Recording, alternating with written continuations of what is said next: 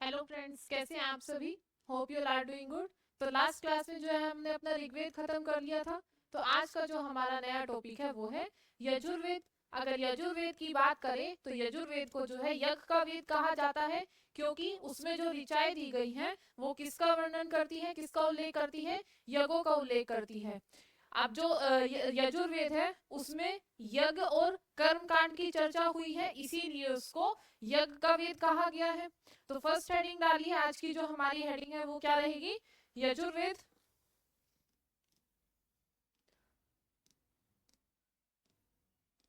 साथ साथ लिखते हुए चलिए।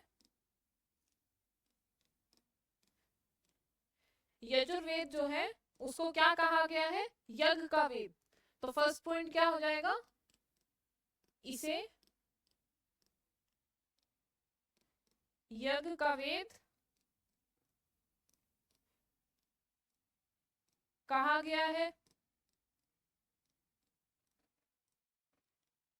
सेकंड पॉइंट क्या है, अब इसे यज्ञ का वेद क्यों कहा गया है, क्योंकि इसमें यज्ञों के यज्ञों और जो कर्म कांड है उनकी चर्चा हुई है, कर्म कांड की चर्चा है। जो यजुर्वेद है इसमें जो ऋचाएं हैं वो किसका उल्लेख करती है, यज्ञों का उल्लेख करती है। तो तीसरा पॉइंट क्या हो जाएगा, इसमें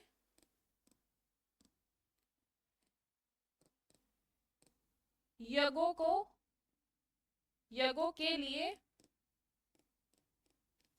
ऋचाओं का उल्लेख है, ऋचाओं का डिस्क्रिप्शन जो है, जो वर्सेस है हमारे, उसका किसके लिए है, यज्ञ के लिए है। अब जो ये ऋचाएं हैं यजुर्वेद में, जो मंत्र जो श्लोक है वो किसके लिए है, किसको डिस्क्राइब करते हैं, यज्ञ को। तो जो ये ऋचाएं हैं, जो मंत्र वगैरह हैं ऋग्वेद में, उनको जो है दो तरीके से लिखा गया है। इनको पद में भी लिखा गया है और गद्य में भी लिखा गया है।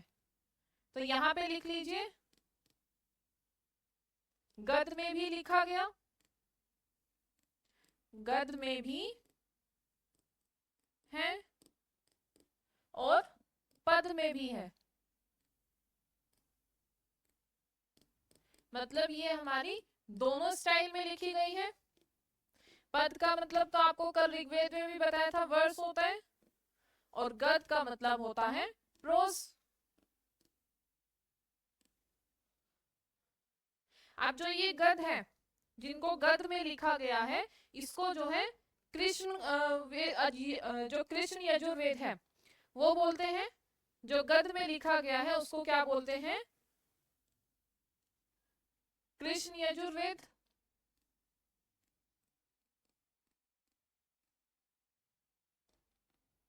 और जो पद में लिखा गया है उसको क्या बोलते हैं, उसको बोलते हैं शुक्ल यजुर्वेद। इसको बोलते हैं शुक्ल यजुर्वेद।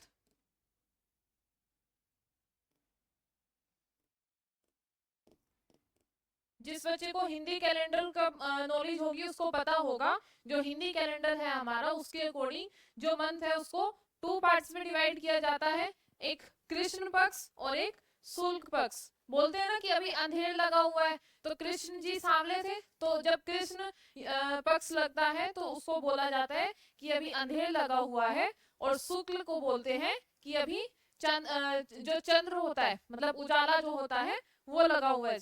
तो ये जो है हमें कहाँ से मिलता है, यजुर्वेद से मिलता है। तो अगर शुक्ल यजुर्वेद की हम बात करें तो शुक्ल यजुर्वेद में हमें क्या क्या मिला है, यहीं से जो है हमें विभिन्न प्रकार के यज्ञों का उल्लेख मिला है। जो हमारा शुक्ल यजुर्वेद है, यहाँ से क्या मिला है, विभिन्न प्रकार के यज्ञों का उल्लेख।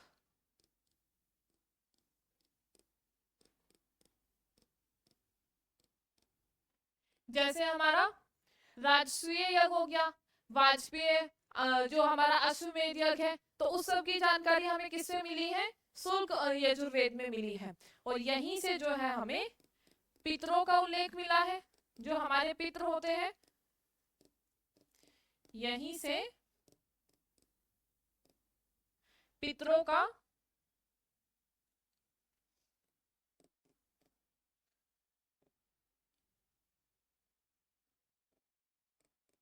उल्लेख मिला।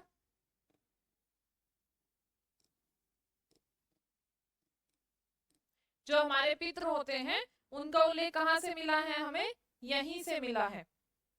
तो ये था हमारा कृष्ण यजुर्वेद और ये है हमारा शुल्क यजुर्वेद। अगर यजुर्वेद की हम बात करें तो ये एकमात्र वेद है जो गद और पद दोनों विधा में लिखा गया है, दोनों स्टाइल में लिखा गया है, प्रोस में भी और वर्स में भी। तो नेक्स्ट पॉइंट क्या हो जाएगा? नेक्स्ट लिखिए,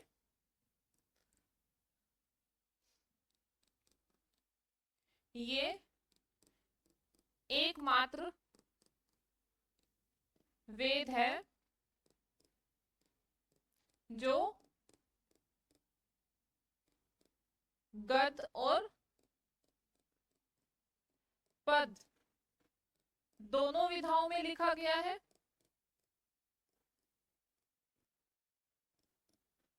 दोनों स्टाइल में लिखा गया है।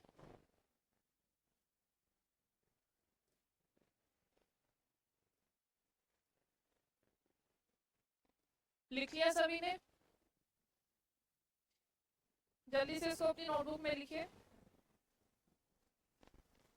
अब ये तो हमें पता चल गया कि जो यजुर्वेद है उसमें यज्ञों के बारे में जो है हमें इंफॉर्मेशन मिलती है। और जिसमें से अगर हम मेन यज्ञ की बात करें तो जैसे हमारा राजसूय यज्ञ हो गया, वाजपेयी यज्ञ, अश्वमेध यज्ञ, अग्निहोत्रम यज्ञ, और भी बहुत सारे यज्ञ हैं जो हमें यजुर्वेद में देखने को मिलते हैं।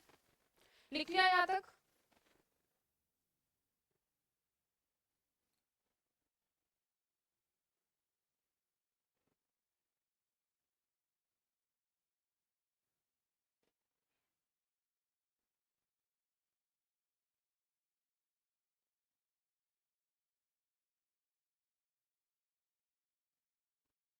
नेक्स्ट लिखिए। नेक्स्ट है हमारा, नेक्स्ट पॉइंट डालिए, इसमें अनेक यज्ञों का उल्लेख है।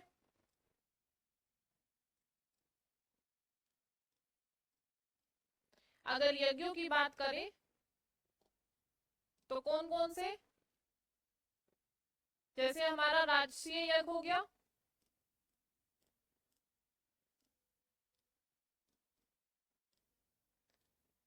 वाजपेयी यज्ञ,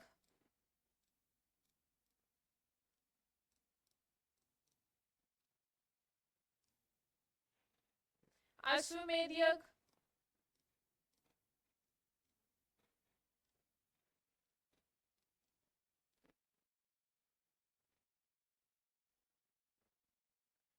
एक लिख लीजिए अग्निहोत्रम,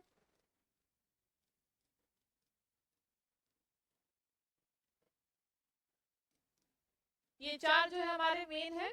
और भी बहुत सारे यज्ञ का जो है इसमें हमें डिस्क्रिप्शन देखने को मिलता है। अगर राजसूय यज्ञ की बात करें, जो हमारा राजसूय यज्ञ है वो किस लिए कराया जाता था? तो जो राजसूय यज्ञ है वो राजा तब कराता था जब राजा सिंहासन पर बैठता था। तो लिख लीजिए इसमें, इसे राजा जब सिंहासन पर बैठता था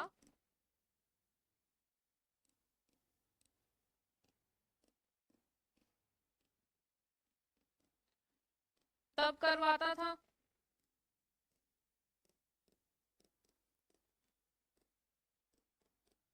अगर वाजपेयी यज्ञ की बात करें तो इसे राजा जो है अपने मनोरंजन के लिए या फिर शौर्य दिखाने के लिए कि वो कितना ताकतवर है, उसके पास कितनी विशाल सेना है, ये दिखाने के लिए जो है राजा करवाता था और साथ में मनोरंजन हो जाता था उनका। तो इसे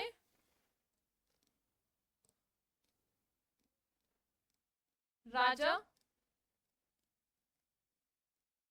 अपने मनोरंजन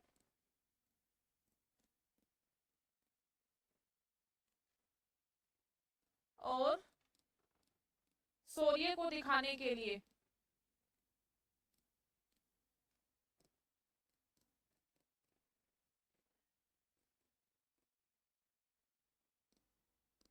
करवाता था। साथ साथ लिखते हुए चलना। अगर अश्वमेध यज्ञ की बात करें तो इसे जो है राजा अपना जो क्षेत्र था उसको बढ़ाने के लिए जो है राजा करवाता था। इसमें क्या होता था, एक घोड़े को छोड़ा जाता था, अगर कोई राजा उस घोड़े को रोकता था अपने क्षेत्र में तो उसके साथ युद्ध लड़ा जाता था, और अगर कोई नहीं रोकता था तो वो क्षेत्र जो है उस राजा का हो जाता था। तो अश्वमेध यज्ञ किस लिए कराया जाता था, अपने क्षेत्र के विस्तार के लिए, क्षेत्र के विस्तार के लिए, अपना क्षेत्र बढ़ाने के लिए, जो अपना राज्य है वो बढ़ाने के लिए जो है अश्वमेध यज्ञ कराया जाता था।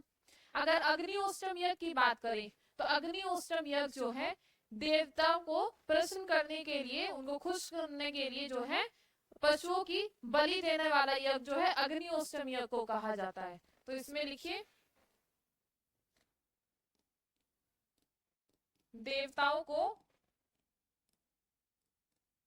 प्रसन्न करने के लिए पशु की बलि देने वाला यज्ञ।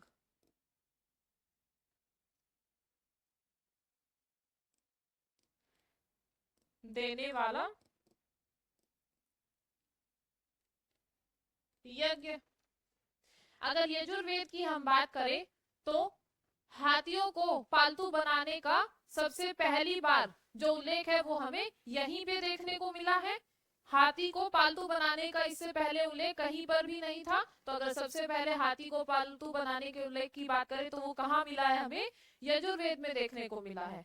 तो इसी में नेक्स्ट पॉइंट लिखिए,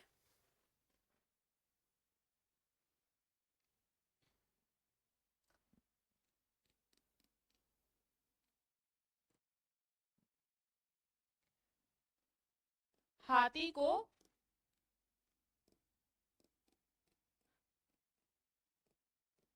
पालतू बनाने का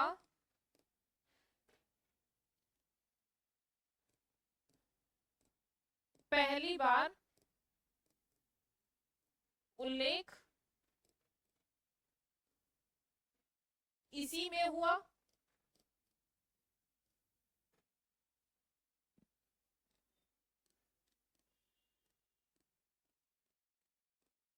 और अगर हम बात करें जो पुरोहित यजुर्वेद के जो मंत्र है उनको पढ़ता था, यजुर्वेद को के मंत्रों को पढ़ने वाला जो पुरोहित जो पुजारी है उसको क्या कहते थे, उसको अध्वर्युस कहते थे। क्या कहते थे, अध्वर्यु। तो नेक्स्ट पॉइंट लिखिए इसी में,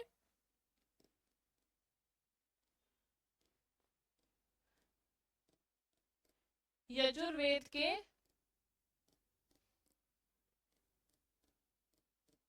मंत्रों का पाठ करने वाला पुरोहित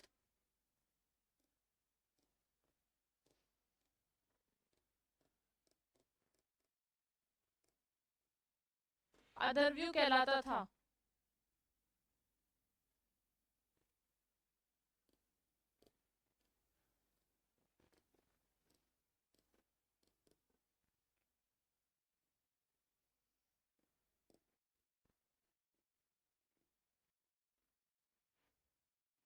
अगर इंग्लिश की हम बात करें तो hymns of Yajurveda were recited bye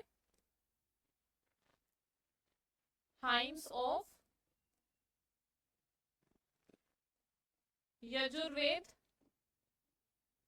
were recited by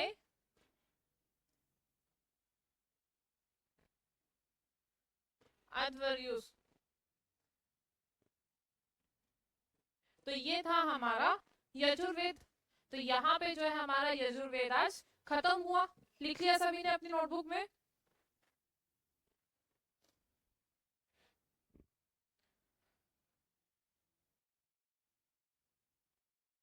next जो है हमारा वो है सामवेद। अगर सामवेद की बात करें तो साम का मतलब क्या है? गायन। तो सामवेद जो है भारतीय संगीत शास्त्र का सबसे प्राचीनतम ग्रंथ है। अगर भारतीय संगीत शास्त्र का ग्रंथ की बात करें तो कौन सा है वो? हमारा सामवेद। लिखिए इसको जल्दी से।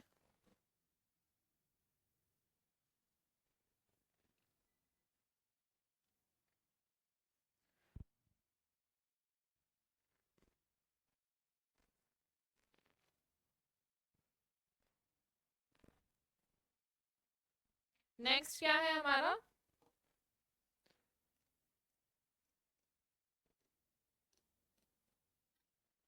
सामवेद।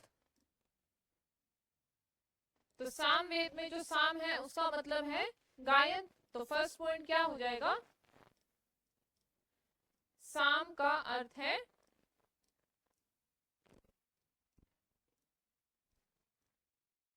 गायन।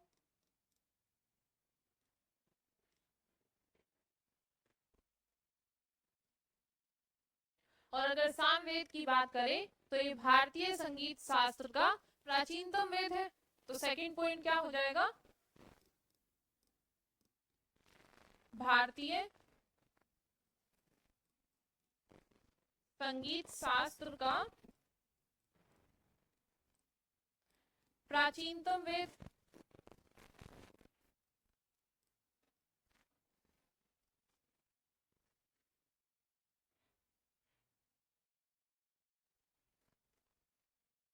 जो ये सामवेद है इसको पद विधा में लिखा गया है। जो इसका स्टाइल है लिखने का वो क्या है? जो वर्स है पद। तो नेक्स्ट पॉइंट क्या हो जाएगा? इसे पद, जिसको इंग्लिश में वर्स बोलते हैं, विधा में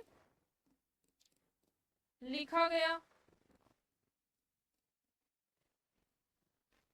अगर सामवेद की बात करें तो इसके ज्यादातर मंत्र जो है किससे लिए गए हैं?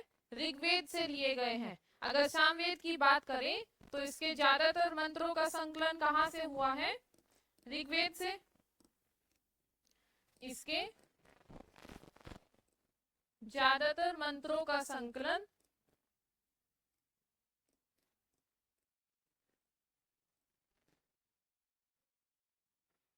ऋग्वेद से हुआ।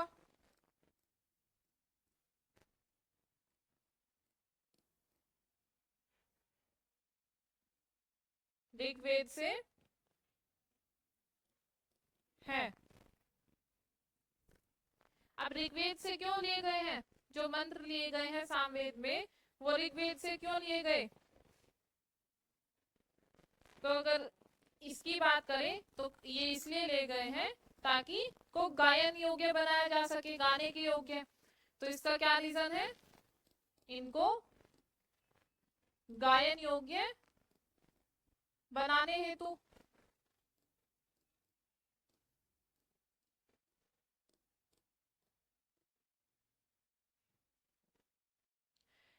जो हमारा ऋग्वेद जो सामवेद है, सामवेद में जो है 1575 कुल जो 1575 मंत्र है वो ही जो है हमें सामवेद में मिले हैं।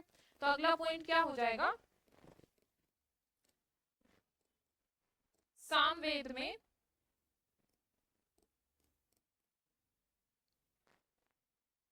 कुल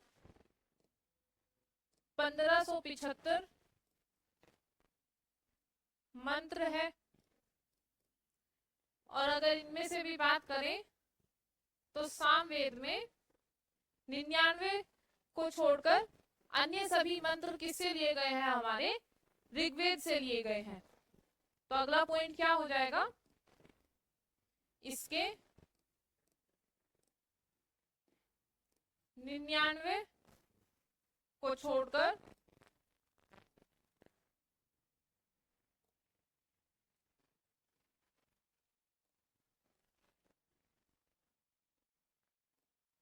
अन्य सभी मंत्र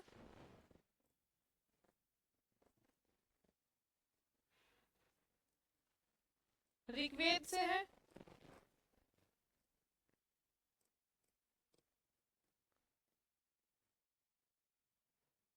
जो 7 सुर है हमारे, जो संगीत के 7 सुर है, उनका जो हमें उनके बारे में जो पता चला है, 7 सुरों का वर्णन भी जो है हमें कहाँ से देखने को मिला है, सामवेद से देखने को मिला है। तो अगला पॉइंट क्या हो जाएगा, इसी में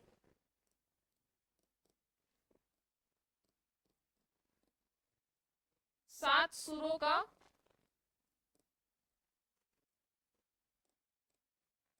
वर्णन है। और 7 सुर की अगर हम बात करें तो कौन कौन से होते हैं हमारे 7 सुर, सा रे गा म प ध नी। ये सातों सुर जो है हमें कहाँ पर मिले हैं, सामवेद में मिले हैं। अब अगर इन मंत्रों को गाने का, जो सामवेद के मंत्रों को गाने का काम करता है, उसको क्या बोलते हैं, उसको बोलते हैं उद्गाता। तो अगला पॉइंट क्या आ जाएगा,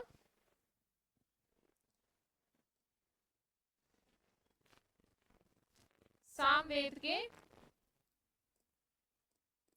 मंत्रों को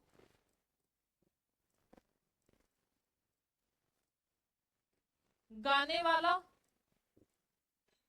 कौन है, उद्गाता। अगर इंग्लिश की बात करें तो इंग्लिश में भी लिख लो, hymns of Samaveda were recited by उद्गायत्री।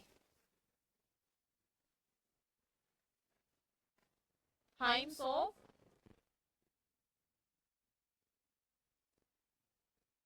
Samaveda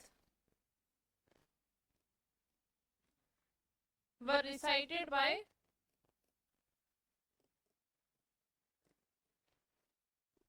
उद्गात्री। अब जो गाता है उसको तो उद्गाता बोला जाता है, गाने वाले को क्या बोला जाता है, उद्गाता। जो संगीत देता है, संगीत देने वाले को जो है गंधर्व बोला जाता है। तो यहीं से लिख लो,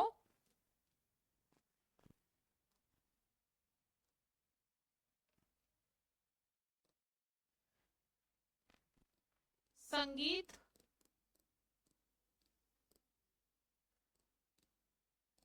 देने वाला, जो संगीत देता है उसको क्या बोलते हैं, गंधर्व।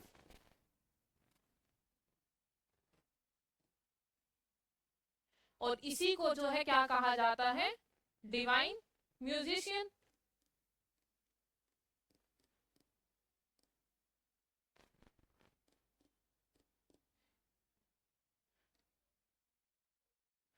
दैवित्य संगीतज्ञ जो है, इसी को जो है, जो गंधर्व है उसी को जो है क्या बोला जाता है, डिवाइन म्यूजिशियन। अगर हिंदी की बात करें तो देव्य संगीतज्ञ जो है इसको बोला जाता है।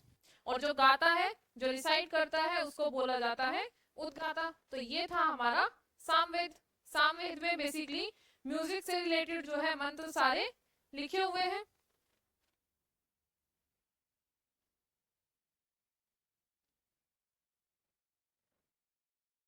लिख लिया सभी ने, यहाँ तक, यहाँ तक हो गया सभी का। तो नेक्स्ट जो है हमारा, ये जो है हमारा सामवेद यहाँ पे कंप्लीट हुआ। तो अगला जो हमारा वेद बचा है वो है हमारा अथर्ववेद। तो नेक्स्ट हेडिंग डालिए अथर्ववेद। हो गया यहाँ तक सभी का। आखिरी जो वेद है हमारा फोर्थ, वो है अथर्ववेद। अगर अथर्ववेद की हम बात करें तो इसी को जो है अथर्वांगिस भी कहा जाता है।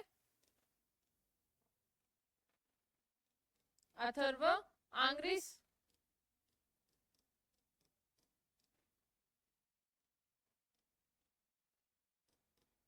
भी कहा जाता है।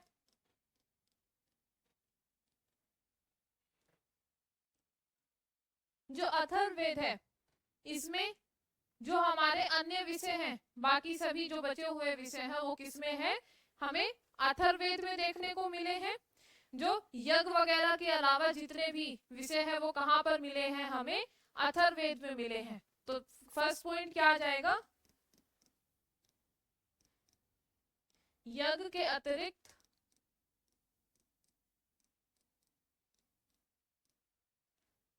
अन्य विषयों का वर्णन।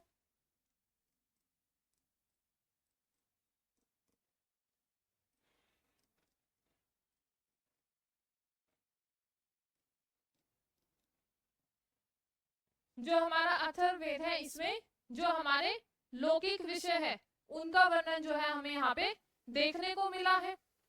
तो अगला पॉइंट क्या आ जाएगा, इसमें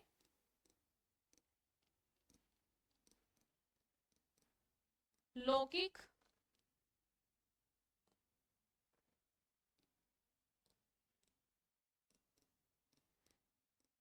विषयों का वर्णन, मतलब जो हमारे जीवन के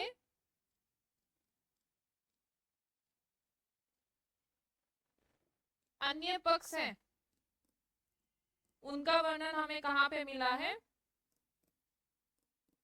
अथर्ववेद में। तो जीवन के अन्य पक्षों का वर्णन,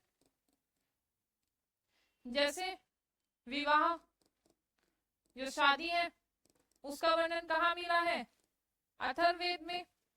शत्रुनाश, शत्रु को कैसे हराया जाए उसका वर्णन भी जो है हमें कहाँ मिला है, अथर्ववेद में।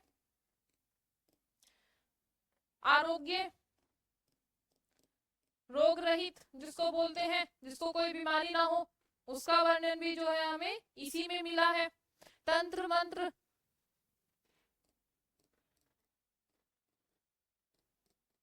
जादू टोना,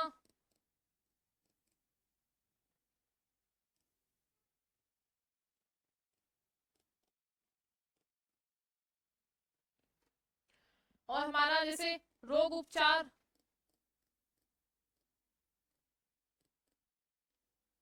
जो बीमारियां हैं उनका इलाज कैसे किया जाए उसका जो ज्ञान है वो भी हमें कहाँ से मिला, अथर्ववेद से मिला है। रोगों की पहचान, जो बीमारियां हैं उनकी पहचान, उसका उल्लेख भी हमें यहीं पे मिला है।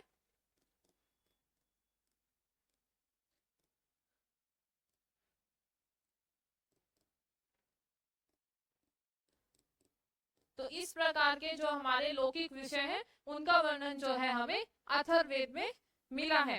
अब अगर अथर्ववेद की बात करें तो जो हमारा अथर्ववेद है इसे हमने जब ऋग्वेद पढ़ा था, जब वेद पढ़ रहे थे तो तब भी पढ़ा था कि जो हमारा अथर्ववेद है उसको वेदत्री में काउंट नहीं किया जाता है। क्यों? क्योंकि इसको मूल वेद नहीं माना जाता।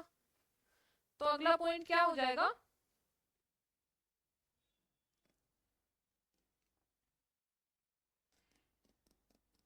ये मूल वेद नहीं है, इसे बाद में जोड़ा गया था। अर्थात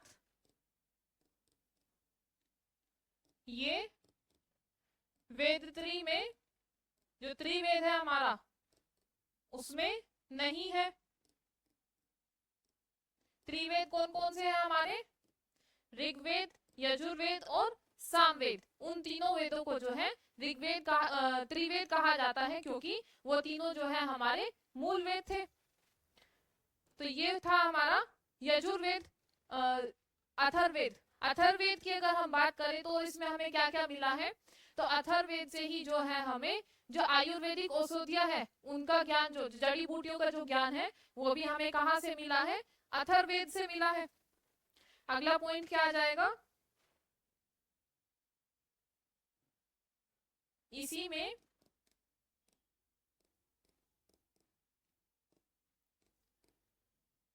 आयुर्वेदिक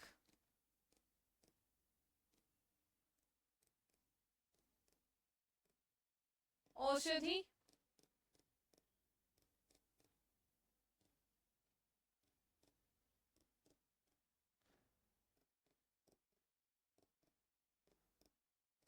का ज्ञान है।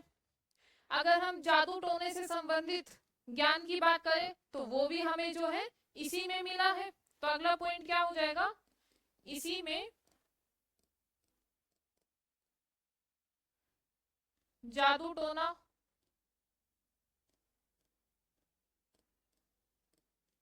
या जो तंत्र मंत्र है,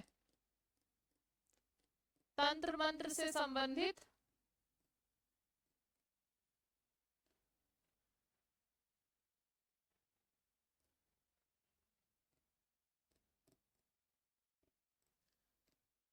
ज्ञान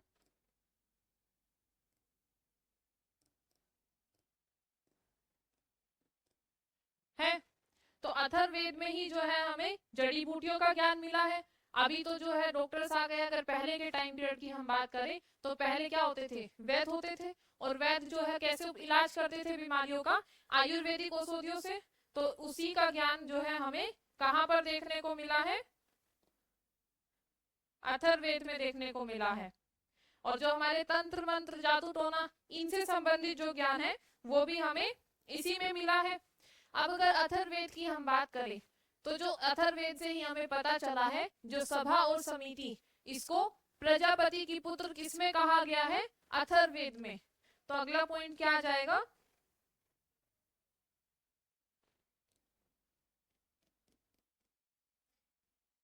इसी में सभा और समिति को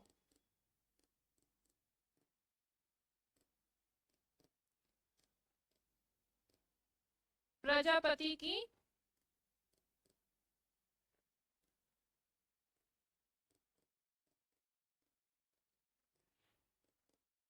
पुत्री कहा गया।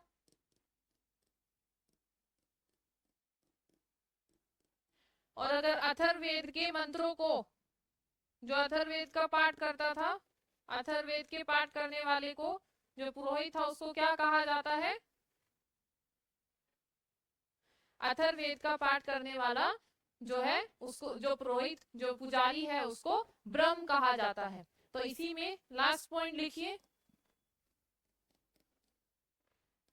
इसके मंत्रों का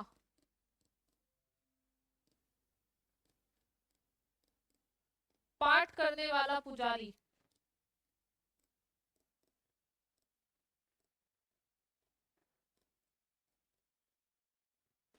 ब्रह्म कहलाता है।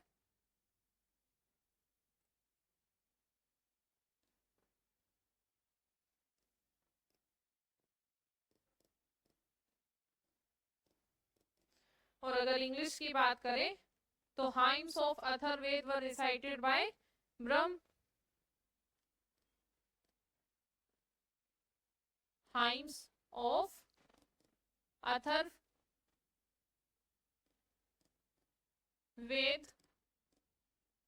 वर रिसाइटेड बाय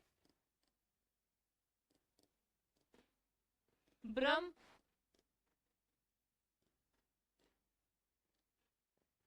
तो ये था हमारा अथर्ववेद। तो यहाँ पे जो है हमारे आज चारों वेद खत्म हुए।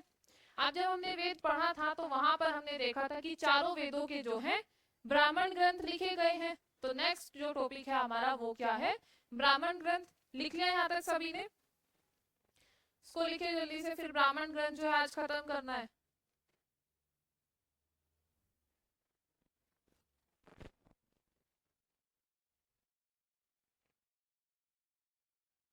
तो नेक्स्ट जो हेडिंग है हमारी वो क्या है,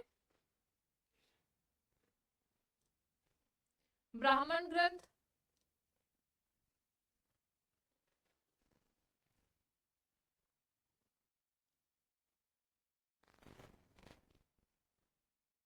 अगर ब्राह्मण ग्रंथ की हम बात करें तो इसको ऐसे समझिए, जो हमारे वेद है, वेद की अगर बात करें तो ये वैदिक संस्कृत में लिखे गए हैं। ये किस में लिखे गए हैं, वैदिक संस्कृत।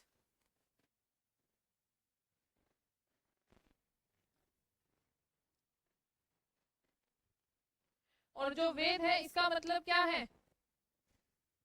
जानना। क्या जानना? समाज के बारे में, अर्थ, धर्म, राजनीति,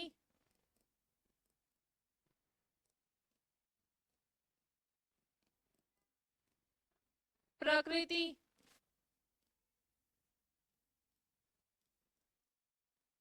इन सब के बारे में जानना किसमें है? वेद में है। और वेद में क्या दी गई है? ऋचाएं हैं। वेद में क्या है? ऋचाएं, जो किसमें लिखी है? वैदिक संस्कृत में लिखी है।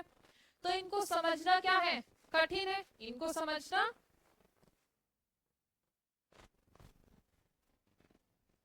कठिन है।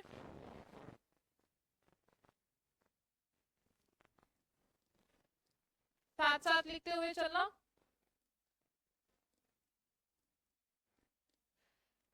अब अगर इनको पढ़ना कठिन है तो पढ़ेंगे कैसे?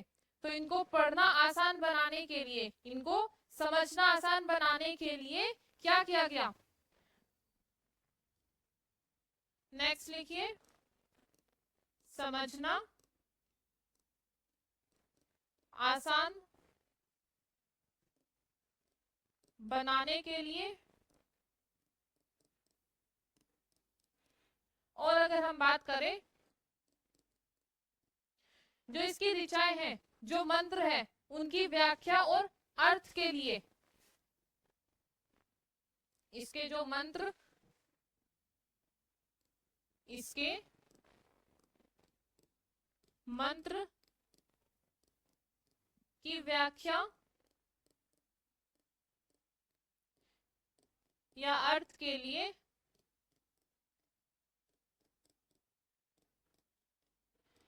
क्या लिखा गया? किताब लिखी गई, एक साहित्य लिखा गया, जिसको क्या नाम दिया गया? ब्राह्मण ग्रंथ। तो इनको आसान बनाने के लिए क्या लिखा गया? साहित्य लिखा गया।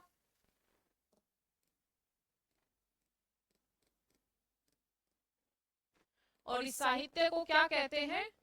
इस साहित्य को ही ब्राह्मण ग्रंथ कहते हैं।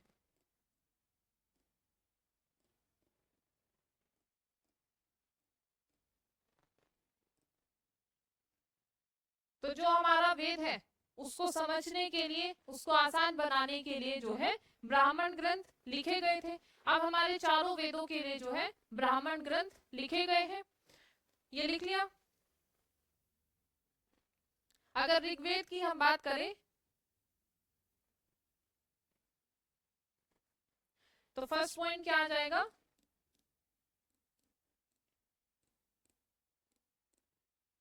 ऋग्वेद के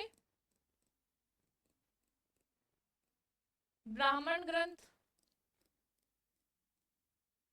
तो ऋग्वेद के ब्राह्मण ग्रंथ कौन कौन से हैं?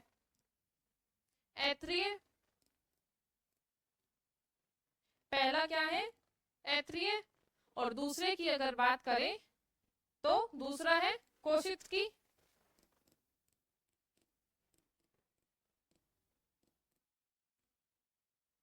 तो ये दो मेन ब्राह्मण ग्रंथ हैं जो किसके हैं? ऋग्वेद के हैं। अगला है हमारा यजुर्वेद। अगर यजुर्वेद के ब्राह्मण ग्रंथ की बात करें, यजुर्वेद के ब्राह्मण ग्रंथ, तो यजुर्वेद के ब्राह्मण ग्रंथ कौन सा है? सतपथ। पहला कौन सा है? सतपथ। और अगर सतपथ की भी हम बात करें तो जो सतपथ है वो दो भागों में विभाजित है। कौन कौन से दो भाग?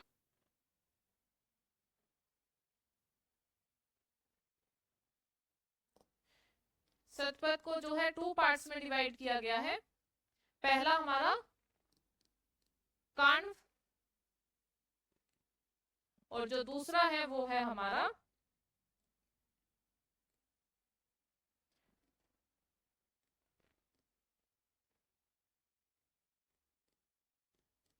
मध्याह्न दिन। तो ये दो जो है इसके सतपथ के पार्ट्स है। अब अगर कांड की हम बात करें तो कांड में ही जो अश्वमेध यज्ञ है उसका उल्लेख कहाँ पे मिला है हमें? कांड में।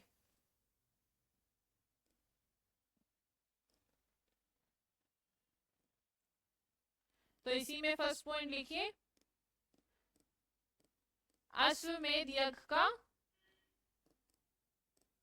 उल्लेख इसी भाग में है और इसी भाग में जो है अन्य यज्ञों का वर्णन हमें मिला है।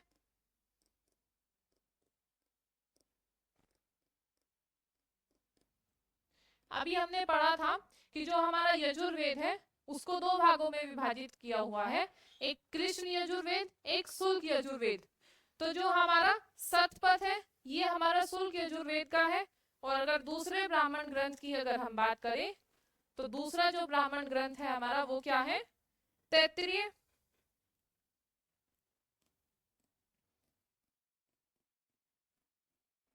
जो तैत्तिरीय ब्राह्मण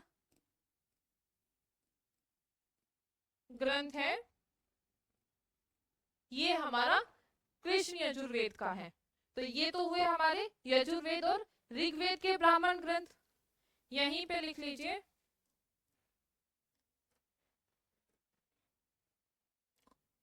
जो हमारा सामवेद है, सामवेद के ब्राह्मण ग्रंथ।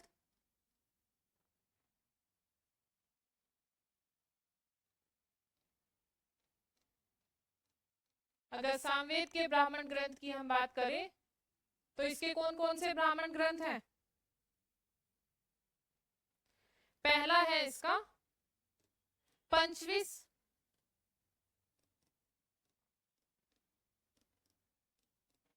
और दूसरे की अगर बात करें दूसरा है तांड्या। तो ये दो ब्राह्मण ग्रंथ जो है हमारे सामवेद के हैं। और अथर्ववेद की अगर हम बात करें तो अगला क्या हो जाएगा? अथर्ववेद के ब्राह्मण ग्रंथ।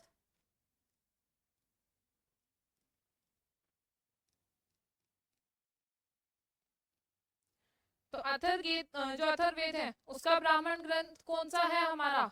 अथर्ववेद का जो ब्राह्मण ग्रंथ है वो है हमारा गोपद ब्राह्मण। अथर्ववेद का ब्राह्मण ग्रंथ कौन सा है हमारा? गोपद ब्राह्मण।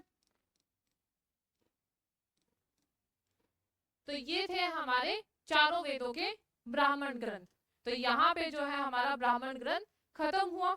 एक लास्ट टॉपिक देख लीजिए, जो हमारे वेद है, हमारे चारों वेद के जो है उपवेद लिखे गए हैं। तो चारों वेद के कौन कौन से उपवेद हैं लिख लिया यहाँ तक? नेक्स्ट हेडिंग डालिए उपवेद।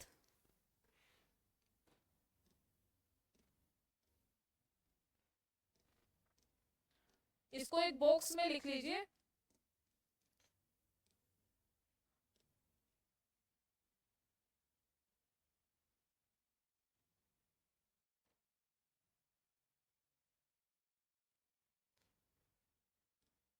एक साइड इसमें वेद और एक साइड उपवेद।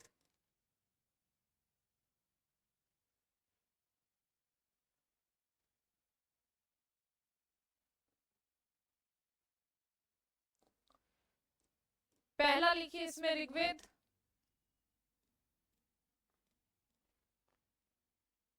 यजुर्वेद, सामवेद, अथर्ववेद।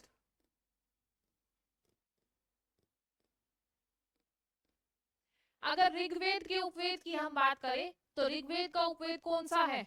आयुर्वेद को जो है ऋग्वेद का उपवेद कहा जाता है। तो ऋग्वेद का उपवेद कौन सा है? आयुर्वेद। यजुर्वेद के उपवेद को कहा जाता है धनुर्वेद।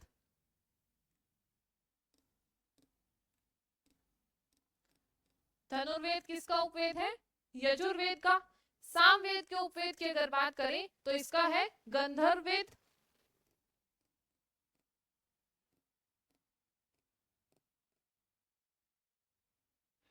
और जो हमारा अथर्ववेद है इसका उपवेद है शिल्पवेद। तो ये थे हमारे उपवेद। तो यहाँ पे जो है आज हमारा वेद, ब्राह्मण ग्रंथ और उपवेद खत्म हुआ। आज इतना ही रखते हैं। कल की क्लास में जो है हम कल से अपना उपनिषद और आरण्यक वगैरह जो है अपना स्टार्ट करेंगे। उम्मीद है आज की क्लास में आप सभी को समझ में आया होगा और इंटरेस्ट भी आया होगा, नई नई चीजें भी जो है आप लोगों को देखने को मिली होगी। जैसे कि मैं आप लोगों को पहले भी बता चुकी हूँ, अगर आप लोगों को मेरे साथ क्लासेस कंटिन्यू करनी है तो हम जो ये क्लासेस है हिस्ट्री की ये यूट्यूब प्लेटफॉर्म से कवर कर रहे हैं। यूट्यूब से @GS अनुष्का चौधरी जो हमारा यूट्यूब हैंडल है, यहाँ से जो है हम डेली ये हिस्ट्री की क्लासेस कवर कर रहे हैं। अगर आप लोगों को मेरे साथ जुड़ना है तो इस यूट्यूब चैनल को जाके सब्सक्राइब कीजिए और डेली हमारे साथ हिस्ट्री की क्लासेस कंटिन्यू कीजिए। उम्मीद है सभी को आज का जो टॉपिक है वो अच्छा लगा होगा। आज इतने रखते हैं। Thank you.